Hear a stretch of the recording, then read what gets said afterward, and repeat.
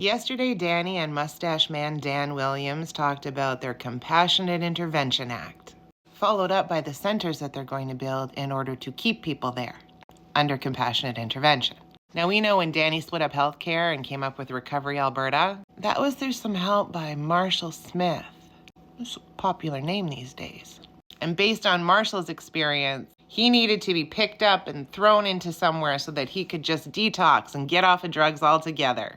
Happy story. Fun fact, that doesn't work for everybody. And let's just be clear, I am an advocate for treatment if people want it. And historically in Alberta, it has taken a really long time for people to be able to get into treatment. The cost was prohibitive. The UCP did remove the daily fee, which is a good thing. There's a couple of things from the presser yesterday that I want to talk about, and I will try to do it compassionately. Here's some of Danny's rationale. I'm again committing that Alberta will not go down that path. There is no compassion in leaving people to suffer in the throes of addiction. We will not sacrifice our communities or give up on those suffering from addiction. I didn't want you to have to see her face. There is no compassion in letting people suffer from addiction. Fair. She then talked about the fact that we're dealing with the whole tariffs and the orange blob and the fentanyl crisis. And basically, if nobody is addicted, then there won't be a market for fentanyl in Alberta.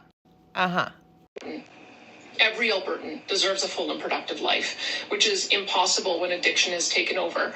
Our government has recognized this, and we're a leader in this battle. They are a leader. The Compassionate Intervention Act, which we haven't seen yet, would be the first in Canada that will force people into treatment whether they want it or not. Now, the gist of it is that somebody concerned for an individual, family member, loved one, doctor, police, would basically be able to form the individual, go to court, get a form that says that they can be apprehended and put into treatment.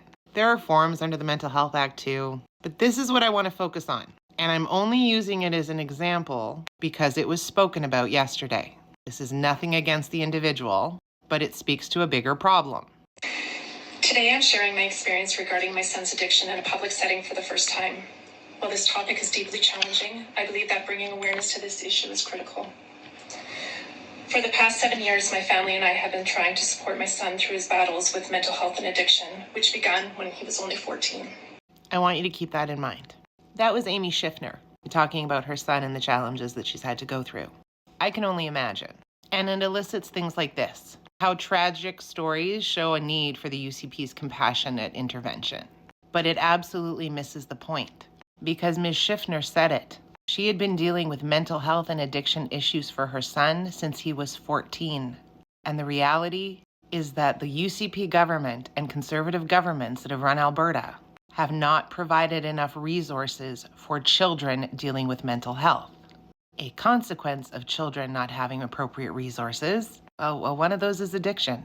You are the parent of a child, and you require assistance with your child and their mental health.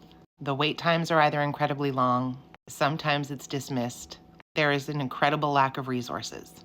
Even if you have a youth that is dealing with drugs and you want to get them in the PCHAD program, there's a wait time for that.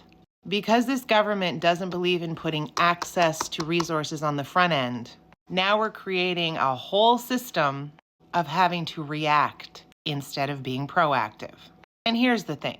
If someone is formed because they are a risk to themselves and others, they may not have a choice about the treatment.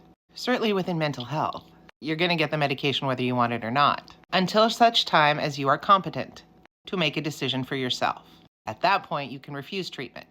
If someone addicted to drugs is viewed as a harm to themselves or others while under the influence of the drugs, and they get involuntarily put into one of these compassionate intervention places, at what point do they become competent to make decisions about their own treatment? There's a lot of questions about this act. What is the test going to be? What are the methods of appeal going to be? Because people do have a right to appeal being involuntarily brought anywhere. And then the most important, what supports are offered once they are done this treatment plan? We don't know.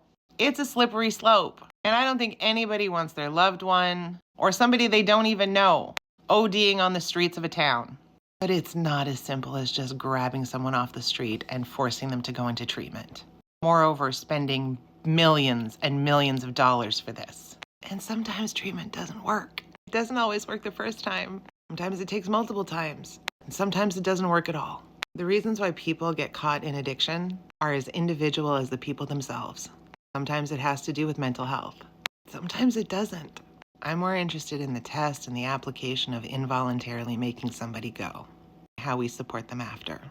Because Amy said in her statement yesterday that her house was safe, and I believe that she was doing everything she could. The reality is that her son didn't think it was safe. And my hope is that anything that this province is doing in regards to treatment is going to focus on the individual first, all the other stuff second. Because if you're doing it to clean up the streets and give families some peace of mind, that's going to be fleeting. But damn, the UCP love a good act. I guess we'll see how much money is going to be set aside in the budget to build these beautiful centers. But in light of all the stuff that's gone on in the last few weeks, nay, the last 5 years, I sure hope that procurement is on the up and up. We need more supports on the front end when people need the help, so that we don't have to build multi-million-dollar centers to involuntarily hold them later. But what the fuck do I know?